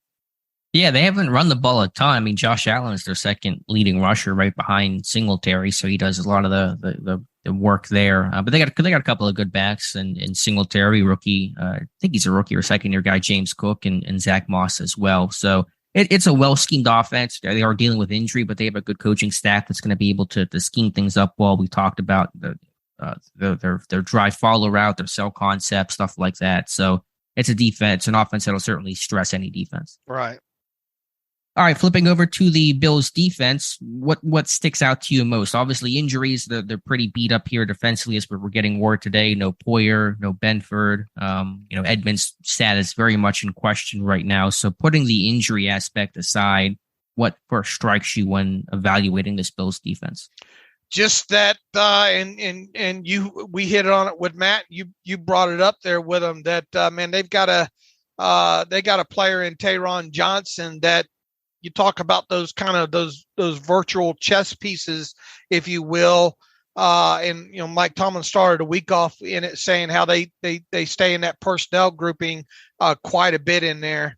That's probably the most impressive thing, is they don't have to do a lot of shuffling with defensive personnel based on what you roll out there against them. I think that's the number one thing. Milano and Edmonds, play a lot of snaps for them. I think you got to try to find a way to pick on one of those corners overall. And it goes without saying that you're going to have to find a way to keep Von Miller tied up. Yeah, but they got another. I mean, their leading sack guy is Rousseau on the other side. And so you can take away Miller, but Rousseau's been fantastic for him. So, I mean, generally, they're a zone defense. They're a good zone match kind of team. They don't blitz. They're blitzing 8.5% of the time. Occasionally, the boundary corner, Johnson, will come off the edge, but that's pretty uncommon overall. So, defending that Bills defensive line and not allowing pressure is going to be where that starts. But hopefully, as you said, this team's running the football more and more effectively. They're creating third and short. They're winning the possession downs because they've been in third and short and manageable, and they failed too often this year. So winning those possession downs is going to be key overall. And I think you will have to take shots. I mean, obviously what the defense does dictates some of what your decision is going to be as a quarterback, but I think you have to be aggressive. They're out both starting safeties. You have to try to take advantage of the injuries in that Bills secondary. Yeah, and Ed Oliver hadn't been 100%. He's a wrecker when up front when he's healthy, and Jordan Phillips, a guy that the Steelers have kind of had interest in over the years. He's been in the league for a while in Miami and Buffalo. I don't know if Pittsburgh. When you say interest, do they have like pre-draft interest in him out of Oklahoma? Or? I thought he was kind of a guy that might be right. The Steelers have had interest in. Isn't there a visit? I'm just going to bug me. Let me look it up to see. I thought that they either tried to claim him one time, didn't they? Or? You're right. Yeah, in 2018 they tried to claim him from Miami, and he went to Buffalo instead, and that's where he started his Bills career. Right. So I mean, it's a guy that they're fairly familiar with there, but. I mean, they've been very good defensively, both against the run and against the pass overall. What are they, like the number 3 overall defense or 4 or something? Number like 2 in a points per game standpoint. Okay. Yeah, and they have, they're top 5 in sacks. They're top 3, I think, in takeaways. I mean, now again, they're dealing with some injuries, but they're still a really stout and well-coached group. Yeah, I guess who is Hamlin, I guess, going to get the start with Poyer out? I believe so, yes. I mean, you try to make, try to do something there, I guess. Go after go after him, and make him cover a lot of ground, whether it be in the box or what have you there. So they're going to have to obviously throw the football in this game. But once again, I think one of my keys is going to be possessed. I mean, the Steelers have got to possess the football. Their quickest path to being in this game in the fourth quarter is having won the time of possession, grinding out, converting some third downs, and keeping, Josh Allen off the field. That, he can't hurt you if he's on the field. So, keeping that Buffalo defense out there on the field, especially with as banged up as they are, could play a bigger part in this game if the Steelers are able to possess the football. Definitely. And as I mentioned, special teams as well. Can you make an impact splash? There certainly can't have any mistakes. Can't allow the long kickoff return they allowed to Mckenzie to start the season last year. Certainly do not want that. But can you create a splash play with a Steven Sims on a long, probably more likely punt return than kick return? But either way, you take it. Or you rush aggressively if you're Danny Smith and try to block another punt the way that you did last year. Certainly Buffalo probably going to be trying to be as button up as possible, though when they had one blocked in that game in week 1 in 2021. But you got to make an impact, play there to try to turn the tides in your favor. I mean, you go back to the week 1 game last year. I mean, you got that key stop on the 4th and 1 or 2 or whatever it was. In there, you had obviously a strip sack by Watt in that game, and then the block punt was a huge turn. You're going to need that same kind of steal points here and there. Going to need some, a short field or two in this game. I don't see how the Steelers win this game without, once again, being, +2 on the explosive play side of things. They're going to need their first 40-yard or more play, I think, in this game to be able to be in it too. I mean, it's going to really take a perfect storm type situation in all 3 phases, I think, to not only be close but have a potential to win this game. Yep, I'm 100% with you. So, any other thoughts here about Buffalo going into this matchup? No, I think we hit a lot on it. It's a tall task for sure, and it's a taller task, I think, than it was, obviously week 1 last year, because you do have a rookie quarterback making his first start. Right. Don't want to say it's impossible. It could. Any given Sunday, you look at the NFL, it's been a lot of upsets this week. You never know what could happen. The Bills' injuries certainly are massive. They are missing some key players. There is no getting around that. So that is working in Pittsburgh's favor. Pittsburgh should be the healthier team overall coming into this game, but still, got to play clean, got to play aggressive, be +2 turnover battle, be good on possession downs, probably 50% or better on possession downs, be solid situationally, red zone defense. Do those things, you'll have a chance.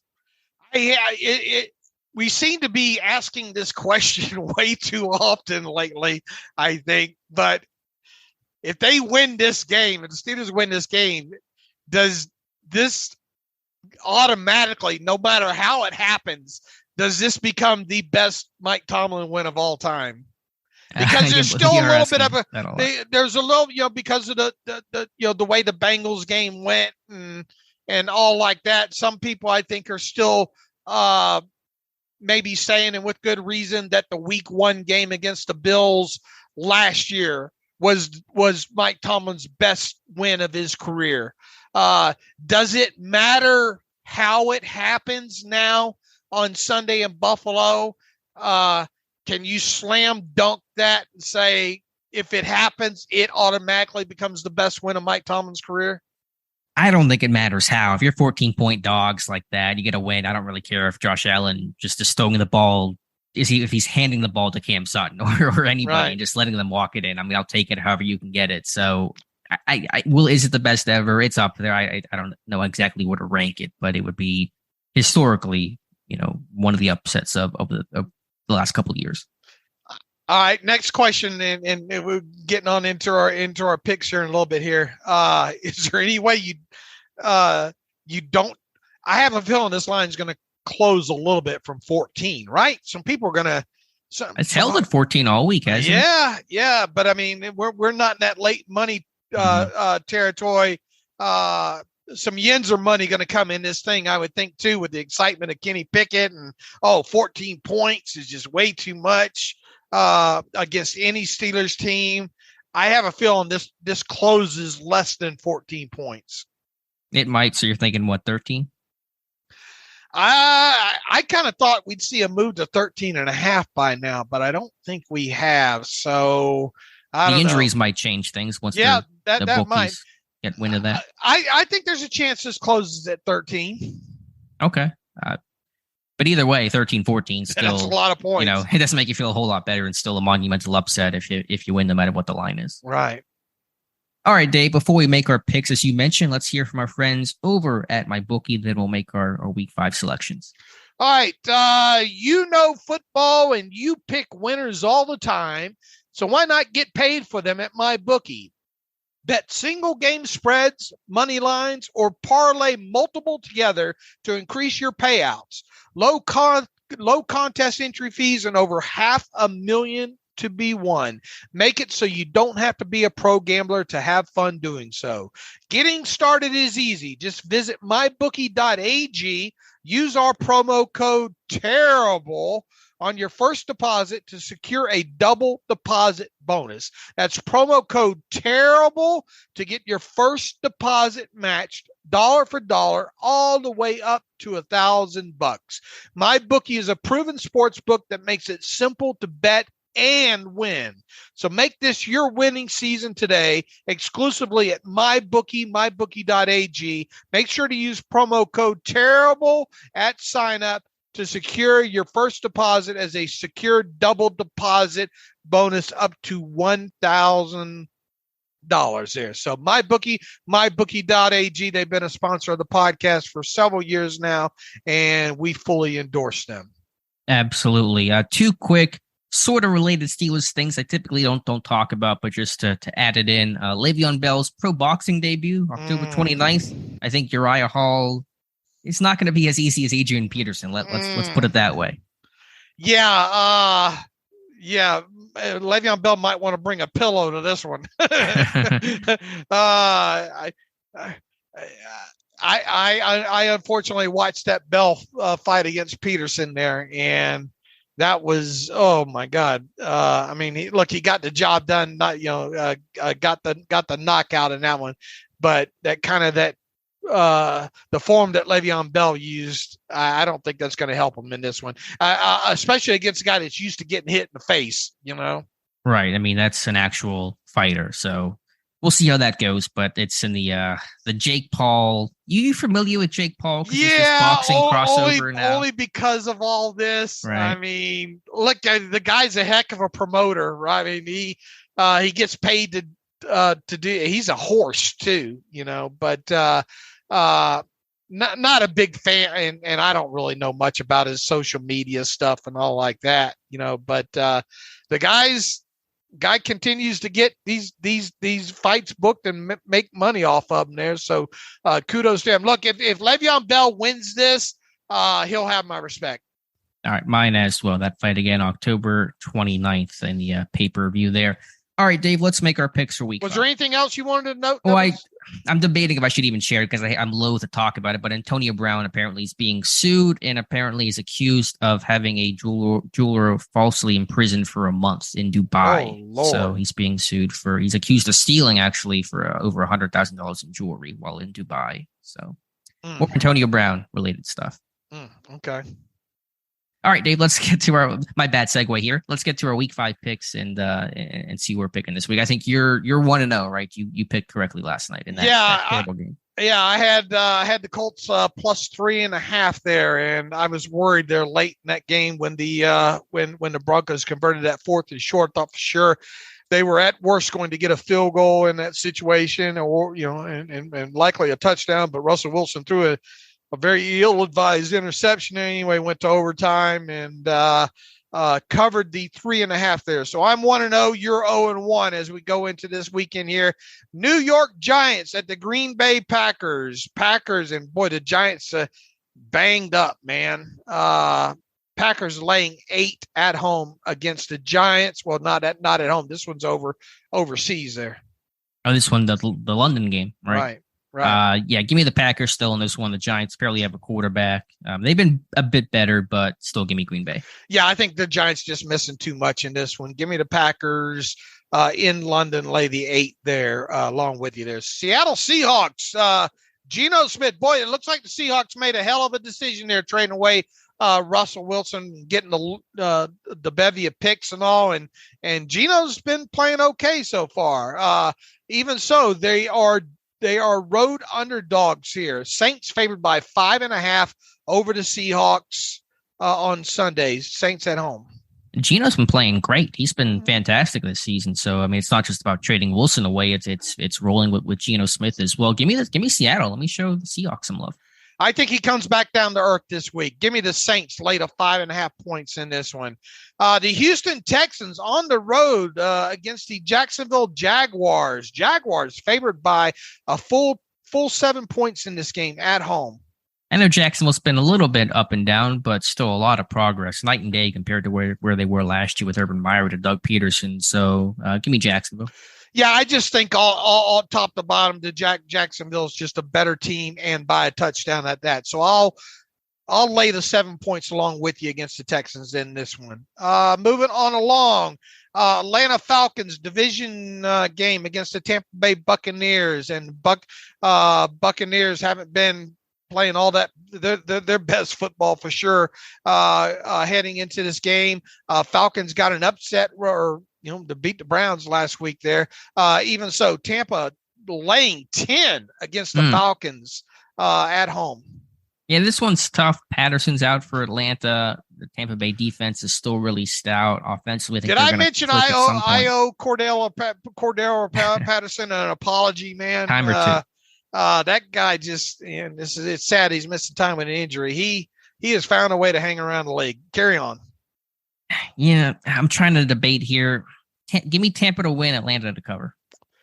I'll take Tampa to outright cover because Atlanta doesn't have Patterson in this one. Lay to 10 in this one. Tennessee Titans on the road against the Washington Commanders. Tennessee is the favorite on the road by 1.5. Man, not one I'm super confident in. Carson Wentz, which version you're going to get from a play to a quarter. I'll go Tennessee. Just gut instinct here. Man, I think I keep hammering Washington and they keep screwing me in here. I'm gonna go with them one more time. Give me Washington to upset Tennessee in this one. So famous last words of every better. I'll roll with them one last time. Yeah, I don't. Yeah, as you go broke, and but I'll take Washington to win this outright. So give me the 1.5 here. Chicago Bears, what a mess they've been on the road against the Minnesota Vikings. Vikings laying 7.5 at mybookie.ag. Yeah, I'm going to go with Minnesota in this one. The Bears, I mean, we make fun of their pass game, but they have as many touchdown passes as Pittsburgh has this year, too. So, but I mean, Pittsburgh's pass attack has been better, but yeah, Justin Fields, I don't know if it's on him. I don't know if it's the offense overall, but it's just a mess of a team. It is. I'm with you. I'll take the Vikings lay to 7.5 in this one. Miami Dolphins on the road against the Jets. Dolphins obviously have a change at quarterback with Tua out this week. The Jets plus 3.5 at home. I was a big Teddy Bridgewater fan. If there was a quarterback I wanted this team to sign in the offseason, it was Teddy Bridgewater. And they still have speed at receiver with Waddle and Hill. I mean, I want to give respect to the Jets for the way they played last week, but I'm going to go Miami. Give me the Jets to upset them at home. I'll take the 3.5 points in this one there. Los Angeles Chargers on the road against the Cleveland Browns. The Chargers favored by 2.5 against the Browns here. Credit to the Chargers. They pulled out a really good win last week. Their backup left tackle, I think that rookie Soller did a great job replacing Rashawn Slater.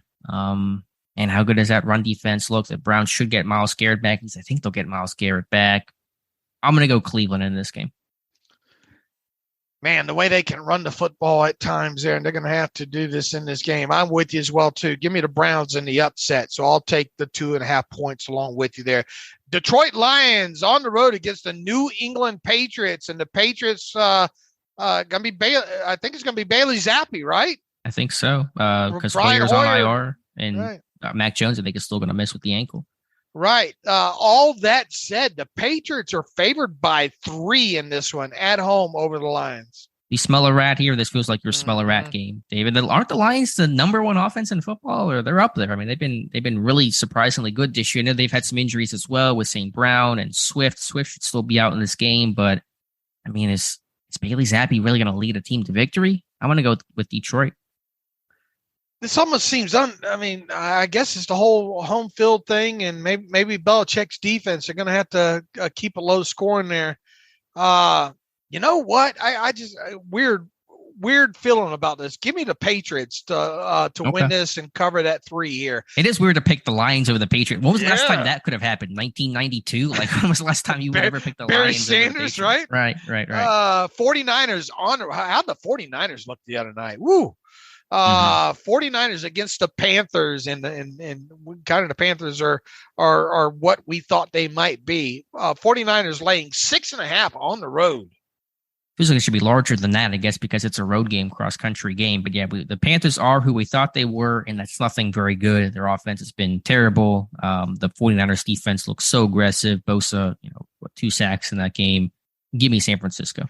Yeah, stone cold lead pipe lock of the century of the year of the week here. 49ers laid a 6.5 on the road against the Panthers for me. Dallas Cowboys on the road against the Rams. Rams at home laying 5.5. Rams still kind of missing a lot of factors. That offense has yet to click. They're not throwing the ball to their running, surprisingly, either. They're not throwing the ball to their running backs out of the backfield much. Well, it's just how much can you feed Cooper Kupp in one game, and they're just trying to build it all through him. You said Rams are favored by 5? 5.5. Give me Dallas to at least cover. I'll take the Rams. I'll take the other side. I think the Rams get it right to some degree in here. I'll lay the 5.5. Eagles on the road against the Cardinals. Eagles laying 5 on the road. Yeah, I'm all in on Philadelphia this year, as I've shown. So give me the Eagles. Yeah, I'll take the Eagles. Lay the 5 points on the road as well too. That brings and I think that was the. That is the late game on Sunday, so that brings us to the Sunday night game, which should be a good one. Bengals versus the Ravens. Ravens laying 3.5 at home against the Bengals in this one. Yeah, this will be a really good game overall. Are you a Bengals believer? I've been really driving the Ravens train, I guess, this whole offseason and the start of this year. The Ravens, will Ronnie Stanley ever play? Is he playing? Been so close. I'm going to go with my gut and say Baltimore. I'll take the Bengals to beat them outright. I'll take the 3.5 points there on the road there. And that brings us to the Raiders versus the Chiefs on Monday night, I believe. Chiefs favored by 7 at home. Yeah, I'll keep it simple. Give me KC. I'll keep it simple with you. Give me KC. That brings us all the way back to the Steelers versus the Buffalo Bills on Sunday in Buffalo. The line still sits at 14. Buffalo laying 14 at home against the Steelers. What you got?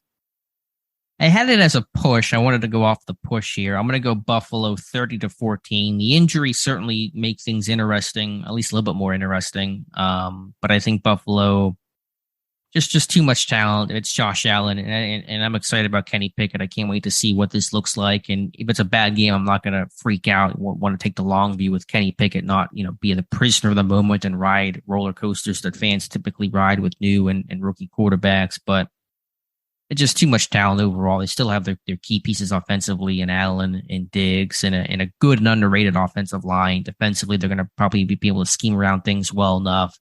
I mean, they're facing the number 2 defense in football with one of the worst offenses in football. I'm going to keep it simple and go Buffalo 30-14.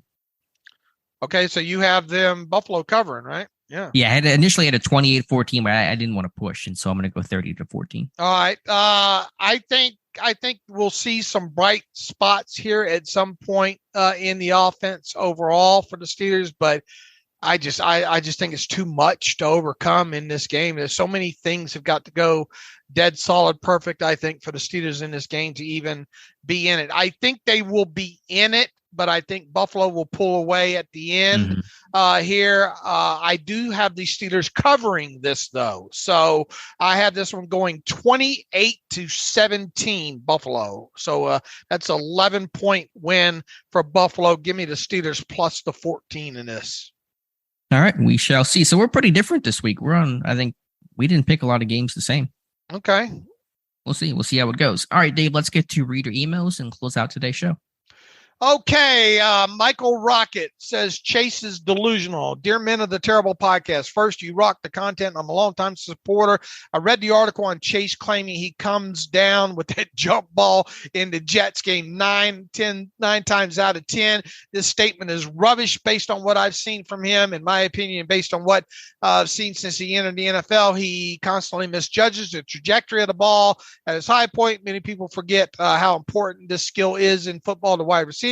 In baseball, outfields must possess a skill, which is my familiarity with it. He says, with that said, based on your tape analysis of Chase, would you label him as some highly proficient of judging the ball on deep passes to get them at their high point? Would love to be told I'm wrong, but this is one of the biggest problems with Chase. He didn't help Ben at all when Ben underthrew the ball, because I feel like he can't quickly judge the trajectory of the ball when he turns. Thoughts on and what an interesting stat by ESPN Insider yesterday, right?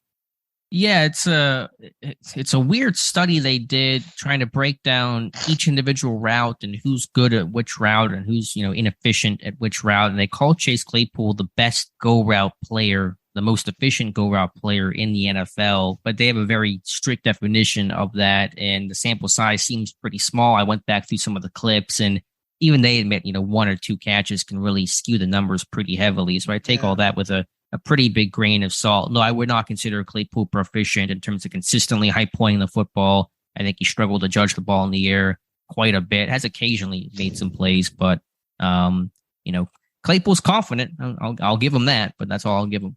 Yeah, 9 out of 10 sounds a little bit rich right now. I'd like to start seeing a definitive 9 out of 10 where we can definitely say that's the case with him.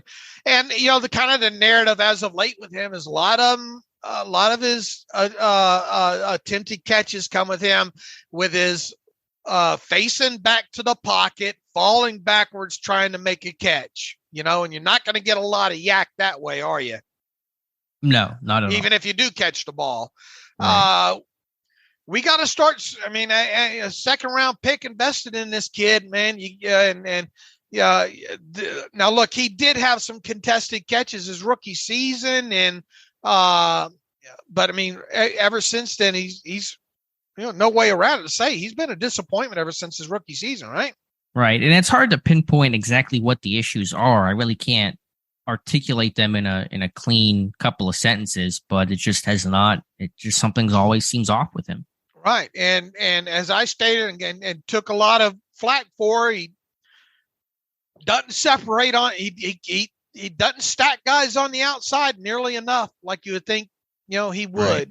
And I think that's it. I think he doesn't create space, and he doesn't always play to his size. Right. You don't have those two things. It's hard to win in the NFL as a receiver. Right. Most definitely there. Let's see. John DiStefano writes in, hey, Dave and Ox, at least we aren't the Colts or Broncos, setting football back a half a century. Kenny lights up the Bills. Steelers 34-24 on Sunday. Boy, what a story it would be if indeed the Steelers do win, and they win 34-24, and Kenny Pickett plays a large role in that. Man, the enthusiasm. I mean, Steeler fans will be beside themselves plus 5, I think. Yeah, I mean, if they win, I mean, let's get to that point and talk about it on a Monday. Yeah, let's go to the next email. Sup, guys, Deshaun Campbell. My question today is, looking at this team right now, what position would you spend a first-round draft pick on? He says, I know it's way out there and still in season, but man, it'd be nice to have a good cornerback who can take away a side. Oh, yeah. And that third outside linebacker you guys been lobbying for in the third round, Steelers drafted Kendrick Green over Baron Browning. Let that marinate. I think I had Baron Browning in one of my mock drafts that year because I think the Steelers did have showed interest in him. And we feel you there, Deshaun, with the Baron Browning comment. There's over Kendrick Green. Man, it's going to take a lot of convincing for me to get this team to be behind this team drafting a cornerback in the first round. It's just hard. I want an edge rusher or an offensive lineman from where I sit here right now. Yeah, it's still so hard. There are so many variables in play. It's hard to say for sure. It could be safety, it could be inside linebacker, it could be an offensive lineman, it could be a corner. I think my terrible take today actually kind of reiterates the need to invest more in the edge position just because of how important it is. And whenever you have injuries there, how much you feel the loss of your top guys. So that probably not first round consideration, but higher consideration than what probably most people think it should be. As I always like to say, either get a quarterback, get a guy that can protect the quarterback, or get a guy that can get after the quarterback. The old Parcells philosophy. Yeah. Brett Now writes in, Dave made a point about how long it's been since they essentially traded off players at the deadline. My question is, when is the last time the Steelers were out of it at the deadline and chose that change? I don't understand how he has this worded. I guess so many words. You say, when was the last time the Steelers were out of it and made a trade? I guess at the deadline.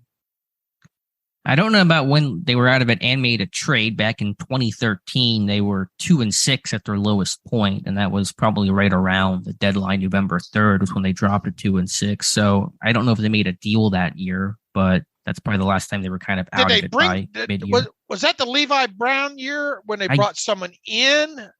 I doubt it was that year. I'll have to check what year Levi came in. I doubt it was 2013, but let me check here. That sounds a little bit early. It was around that time. Levi came in. No, he came in 2013. You're right. How about that? Why did they trade for Levi Brown in 2013? Because they had some injuries that year on the offense. Then Levi became one of those injuries, unfortunately. Right. He didn't even make it through the first warm up there. How about Uncle Dave being able to rattle that off for an old man? Man, I think you'd have to go back, obviously, before 1993, right? In terms of them being out of it? Being out of it and dealing away a player, not being out of it and bringing in a player. I'd have to go back. I'd have to look. I have no idea. I don't know. He says, number 2, to me, the player most likely to be dealt is Larry Ogunjobi. Between his contract, age, relative value, and position depth, I think he's the most tradable and most likely. Thoughts on that? Well, here's the thing. He's on a 1-year deal. So what are you going to get for him? And what is the team going to give up for a potential 1-year rental? Now, if it's a team that's obviously in the thick of things, maybe had an injury, would a team give up maybe a 4th for Larry Ogunjobi? And is it worth trading Larry Ogunjobi for like a 5th? 4th certainly feels too high. Just off the top, it would feel more like a 6th round type pick is probably what I'm thinking that teams would be willing to give up. Would Pittsburgh be willing to deal Ogunjobi for that? I mean, if your season's over, you kind of might as well, but I think there's going to be less movement than people think. Just the nature of the NFL trade deadline does not lend itself to a lot of deals occurring. Right. Now, if he had another year on his contract, he had value there or whatnot, but I mean, Larry might be one of those guys you end up maybe trying to re-sign. Yeah, with some of the other guys, Wormley being a free agent, Alualu, different position, but still defensive line guys that won't be back next year. I get the thought; it's not a bad thought, but the odds I think are pretty low. Yeah, he says I could also see Gunnar O in the same boat if they can find a taker, maybe for a draft swap if a team will bank on the pedigree and ignore the last. Well, you got a lot of qualifiers there, Brett. Here, take our trash. Who wants it? Yeah, I mean, you want a guy that has 9 career interceptions and now all of a sudden makes bad decisions and fumbles away a punt. I mean, what are you going to get? Teams might just wait a couple of weeks. He might be on. He might be available to them that way. So I'll be a bit surprised if they trade a guy and can get anything for Gunnar O. Sean Kloss writes in. First of all, love the site and the podcast. You guys truly are the best for Steelers content. The standard is the standard. Blah blah. The problem is that the standard is 500 now. I've never been one of the fire Tomlin guys, but I think it's time that the seat starts to warm up. No playoff wins since 2016. That's not good enough in Pittsburgh. Last couple of playoff games have been embarrassing, to say the least. His fingerprints are all over the coaching staff and roster, and neither is good enough. When do we start putting more heat on him? Not enough people in the quote-unquote media are holding him accountable for where this team is at now and where it's been reached. I mean, not that the media matters, and you could have every media member in this town hollering for the Steelers to heat up Mike Tomlin's hot seat and fire him, but good luck with that. Because, I mean, the Steelers, look, Alex and I agreed that the bumper sticker never had a losing season, probably needs to be scraped off the bumpers at this point. Right. But within that, at what point does the franchise get a catch your breath moment? Yeah, this year, I think the thought is it's a transitional type year. It was expected to be bumpy. Expectations weren't as high as it has been, but that doesn't take away from the last 5 years of disappointment, of underwhelming play overall. And so there's rightful criticism to be thrown Tomlin's way for that. This team not winning a playoff game since 2016 just simply is not acceptable overall. But if this team were to struggle the way they're struggling now this time next year, that conversation probably becomes a bit more, relevant, I guess, is for lack of a better word, because this year's been so much viewed as that transitional period, but with a lot of change taking place in Pittsburgh. How bad a season would it have to be this year? How few wins would it take for Tomlin to absolutely get run out of town, fired? No, that number does not exist. They could lose every game, and Tomlin would still be the head coach of the Steelers next year. I agree with you. People don't like to hear it, but that's the quote on, he put media in quotes there. That's not going to matter. Now, again, I think you can still rightfully, and we have criticized, this organization has to get back to its winning ways. And we hate the whole never had a losing season. And that'll probably end this year. It appears that probably won't be able to say that again anymore after this season. But the standard has to change, and they got to get back. They got to rebound quickly. I know that it's a transitional period, but the NFL has shown that you can change the course of your franchise in a season, essentially. And this team by next year has to show a lot more promise. Right. I mean, the hope is that the window opens back up next year, right? At least to get on the winning side of 500 and to compete in the North again and feel like you're really making clear, tangible steps of actual progression. That has to be at least the overall thought. Brandon writes in, thank you for doing great at a thankless job. Best team coverage in Pittsburgh. That's his email. That's it. That's the email. Well, thank you. All right. Thank you for that. See if I got a couple more here. Chris Cordova, this is from a couple of days ago. Hey guys, just got back from Pittsburgh, longtime Steeler fan from California. Finally made it out to the Steelers home game, and I've been a fan since '94. Just found your podcast this offseason, and you guys keep it real. We keep it lit. So I do feel bad for Mitch, not because he was benched, but the perception is that it's his fault. Everything is falling apart for the Steelers, even though the feel is that everyone with a football IQ, I know the Steelers' problems are much deeper. And even Tomlin stated it's not all on Mitch, but from a fan's perspective, it seems like he's the scapegoat. Anyways, as for Canada, I remember not liking Todd Haley and feeling like he and Tomlin underachieving with Ben, Brown, and Bell. And every Black Monday, I was anxious to see the headline that he was fired, and that took way too long. So I'm glad that Canada is on the hot seat. We need him gone. We have too many offensive weapons to let them go to waste year after year to just not having a losing record. By the way, I hate when people say that. The standard is a standard, and not having a losing record is not the standard for this organization.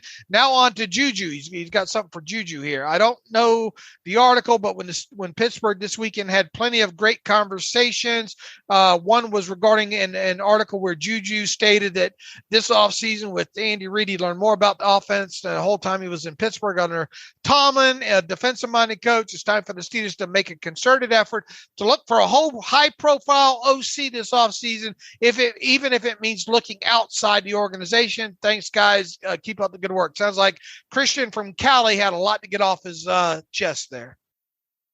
What was the first part of that before the Juju stuff in terms of just a whole, it doesn't feel like all this needs to be on Mitch Trubisky, I think is the takeaway there. And look, it's not all on Mitch, but on top of it, the writing was on the wall with this thing the moment Kenny Pickett was taken 20th overall there. Now I've seen some people write about how this transitional plan has gone haywire, that here we are 4 games into the season, and the guy that you brought in to be the bridge is no longer the bridge, and yada yada. Well, look, do people forget that the draft comes after free agency? Yeah, I mean, is it going exactly the way the Steelers envisioned? No, but rarely does anything go perfectly according to plan when you map things out in the spring versus whenever you're actually in the thick of the season in the fall. Kenny Pickett was going to start at some point. It's probably a bit sooner than what Pittsburgh anticipated, but that was the overall idea. Is this all on Trubisky? No, it's not. But whenever you're a middling quarterback that's taking this team nowhere on offense, that can't produce behind a first-round quarterback, the change is inevitable. You're on borrowed time at that point. So no surprise to see that happen, even though that's not all on Trubisky for this team struggles with Juju's comments and the OC comments. They probably should look outside. Now, obviously, Mike Sullivan, and this all assumes that Canada is not back next year. I'm going to just see how the Pickett era begins with Canada and kind of go from there before we talk about who's coming back and who's not. But I get that idea. All they've done is kind of in-house promote, and it hasn't really worked the way they wanted it to. So I could certainly see the value of an outside hire. Here's the thing that probably not enough people talk about in this is what do you think about the last 3 draft classes? I mean, or the 2 prior to this year? So starting 2020 with Claypool? Yeah. I mean, I have to go back and look at them all.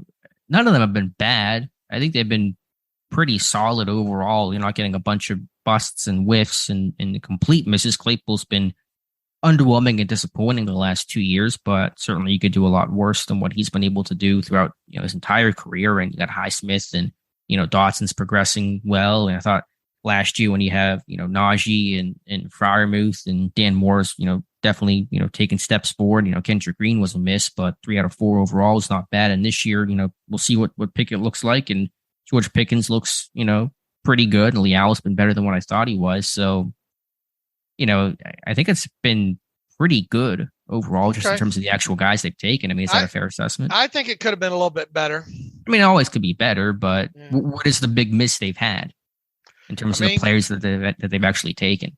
I mean, Claypool's not producing like he should be producing right now for sure. And I know that's just one player, but right. Me and running backs, but they got a good player. I mean, they drafted a good player, right. And that's all. That's what I focus on. Did you draft a good, impactful, player? Okay.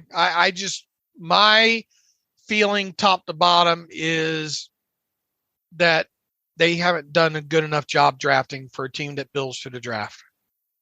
Now, I understand the point about they need to invest in the trenches more, and that's probably fair and true. But this offensive line is not the problem right now. We're not really talking about this offensive line being the reason why this offense and this team is struggling. They've made strides as well. So I get that criticism. Have they though in the running game though? Yeah, they've got. Earlier in the show, they made strides, but yay, we don't suck. They're not where they need to be, but they've progressed, and we'll see how the rest of the season goes. I mean, has the line run block well the last couple of weeks or improved? I think they have.